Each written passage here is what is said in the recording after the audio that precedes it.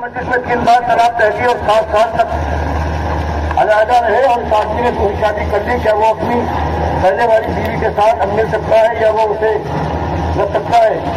کیا کیا 3 طلاقیں دی ہیں؟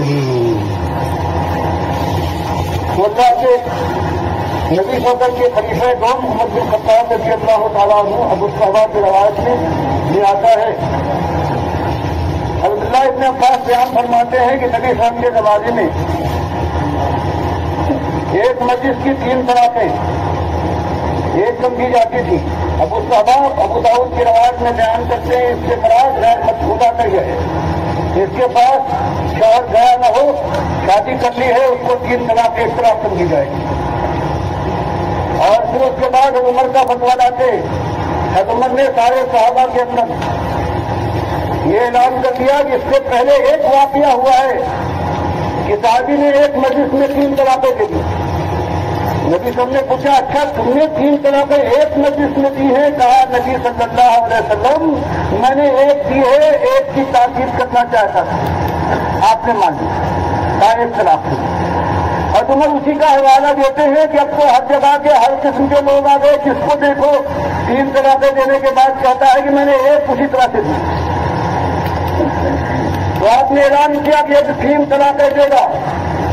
صرف یہی نہیں کہ 3 طلاق مغلظ کا طلاق ہو جائے گی، بلکہ میں اس کو ماروں گا، سوا سنگا بلکی تو نے نبی صلی کے سنت کے خلاف۔ اور کسی صحابہ نے کیوں نہیں کی، کسی نے کہا کہ ابن تیمیہ آگے آنے والے ہیں کہیں گے الطلاق المرتان اس کے بعد اس کے خلاف پڑتا ہے، کبھی پرواہ نہیں کی، سارے صحابہ نے اجماع کر لیا۔ اب اگر کہہ دیں قرآن کے خلاف کوئی کہتا ہے حضرت عمر کا یہ معاملہ ہے، اللہ نے صاف بات کہہ دی، اس میں حضرت عمر نے ایسی بات کہی ہے تو عمر رضی اللہ تعالیٰ عنہ کے ایمان کے اوپر اور ان کی ذات کے اوپر ایسا شدید فتویٰ لگائیں گے جو میں ثبوت کے ساتھ بڑے بڑے اماموں پر لگا رہا ہوں۔